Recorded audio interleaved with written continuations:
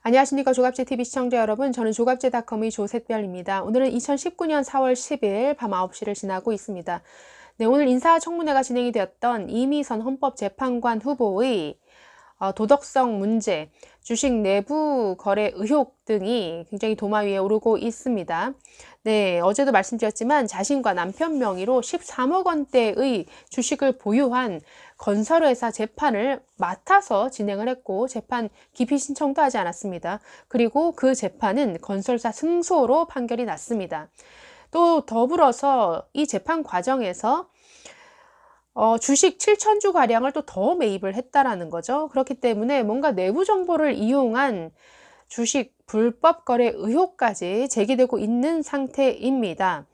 이것은 법관 윤리 강령을 떠나서 글쎄요, 자신의 이해관계가 있는 자의 재판을 맡게 되면 법관 스스로 회피하는 것이 상식일 텐데 그 상식이 지켜지지 않았습니다. 자, 오늘 이에 대해서 자유한국당이 민경욱 대변인의 성명으로 논평을 냈는데 그 논평부터 한번 읽어보려고 합니다. 네, 자유한국당의 민경욱 대변인 이렇게 말했습니다. 이젠 하다 주식 판사를 헌법재판관으로 내세우느냐라고 하면서 나를 세웠는데요.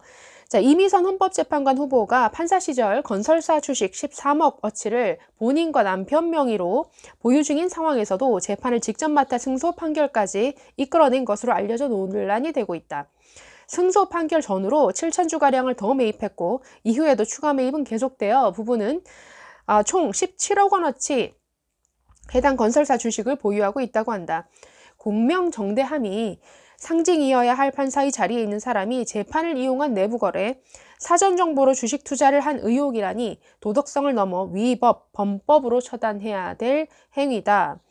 이 후보자는 주식 투자는 남편이 했다는 어불성설로 헌법재판관 자리만큼은 포기하지 못하겠다는 삐뚤어진 의지만 내비치고 있다.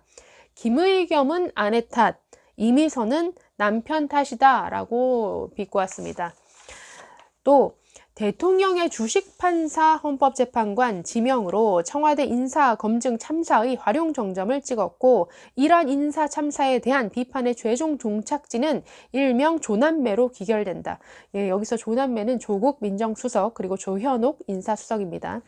잘못된 인사 추천과 부실 검증의 명백한 책임, 이를 두둔하는 청와대와 대통령의 편향된 인식은 이 정권이 오래가지 않을 것이라는 파국의 전주곡이다 라고 경고를 했습니다.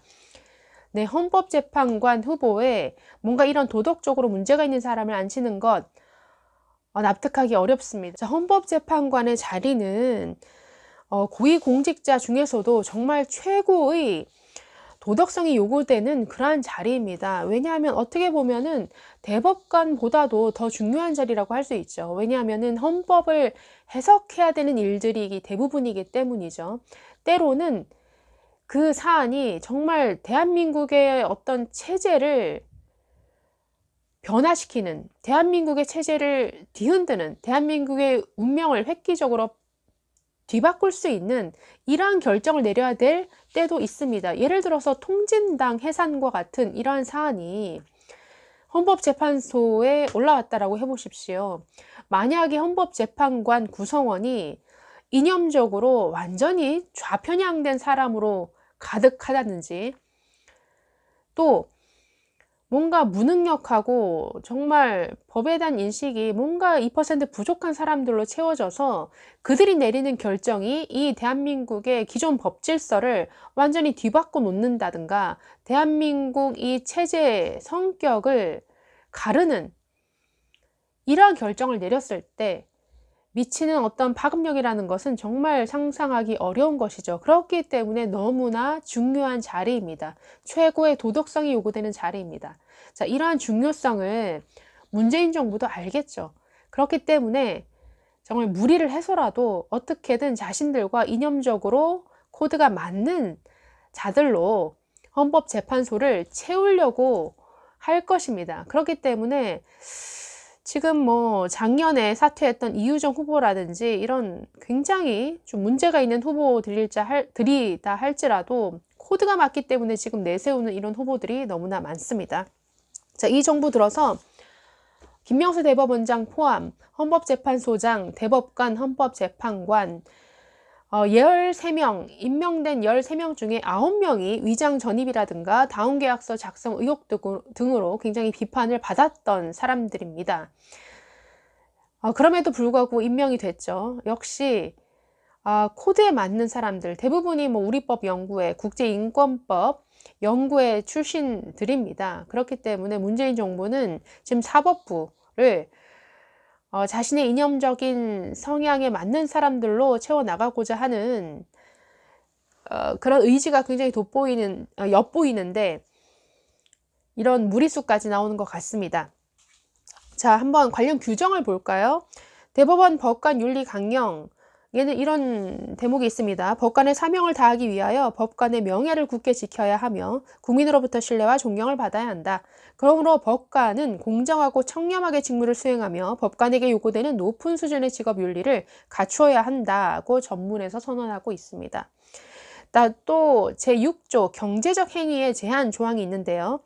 법관은 재판의 공정성에 관한 의심을 초래하거나 직무 수행에 지장을 줄 염려가 있는 경우에는 금전대차 등 경제적 거래 행위를 하지 아니하며 증여, 기타 경제적 이익을 받지 아니한다고 분명하게 규정하고 있습니다. 그렇기 때문에 주식을 이렇게나 많이 보유한 회사의 재판을 맡아서 한 것 자체가 이거는 너무나 윤리의식을 의심케 하는 대목이라는 거죠.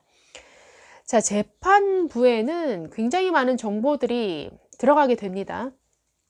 예를 들어서 내가 삼성바이오로직스 주식을 가지고 있다.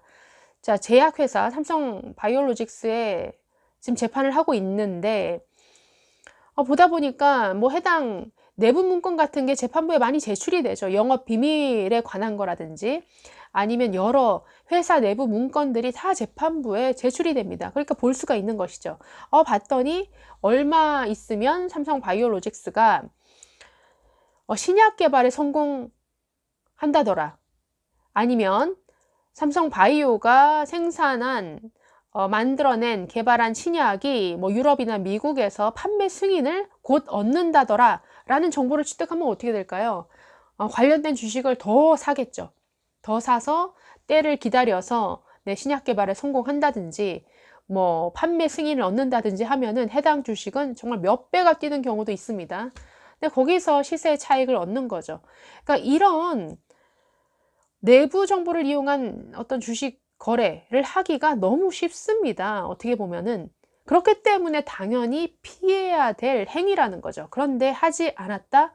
글쎄요, 이런 사람을 정말 도덕성이 요구되는 헌법재판관이라는 자리에 둘 수 있을까요? 이것은 저는 납득할 수가 없습니다. 자, 그럼에도 불구하고 우려가 되는 것은 지금 이 사람이 대통령 추천 몫으로 배정된 헌법재판관 후보라서 국회의 동의가 없어도 임명을 강행할 수가 있다라는 거죠. 지금 반드시 인사청문회, 그러니까 국회의 동의를 받아야 되는 그 공직들이 몇 개 있습니다. 대법원장이라든가 헌법재판소장, 헌법재판관, 대법관 다 포함이 되는데 나머지들은 다 이렇게 국회 본회의를 열어서 표결을 통해서 통과를 시켜야 됩니다. 그러니까 국회의 동의가 반드시 필요하다는 거죠. 그러나 이제 대통령 추천으로 내세워지는 후보의 경우에는 국회 동의가 없어도 대통령이 임명을 강행할 수가 있습니다. 네, 지금 이미선 후보자와 남편이 지금 신고한 총 재산이 42억인데 이 중에 83%에 이르는 35억이 모두 주식입니다. 그러니까 주식 부자 헌법재판관이라는 표현이 굉장히 맞는 표현이라는 거죠.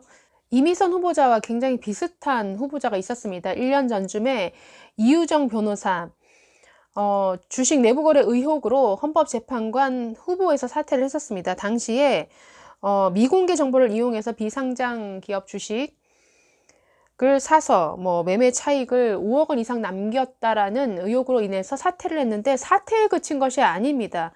당시에는 뭐 억울한 부분이 많다라고 청와대까지 나서서 변호를 했지만 검찰은 얼마 전에 이 이유정 변호사를 기소까지 했습니다. 그런데 지금 청와대는 똑같은 문제가 있는 사람을 다시 헌법재판관 후보로 내세웠다라는 거죠.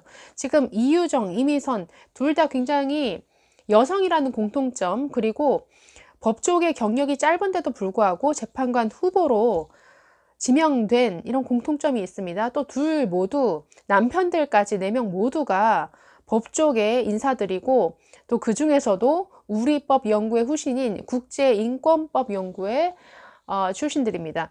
또 이 이미선 후보자의 여동생은 참여연대 출신의 또 민변의 사무처장을 지냈다라고 합니다.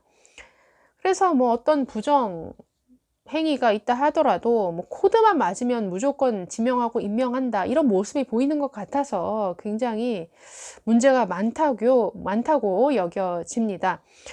자, 지금 뭐 나경원 한국당 원내대표는 이 임명을 강행할 경우에는 청와대가 의회에 대해서 전면전을 선포하는 것으로 여기겠다라고 강경한 자세를 보이고 있습니다.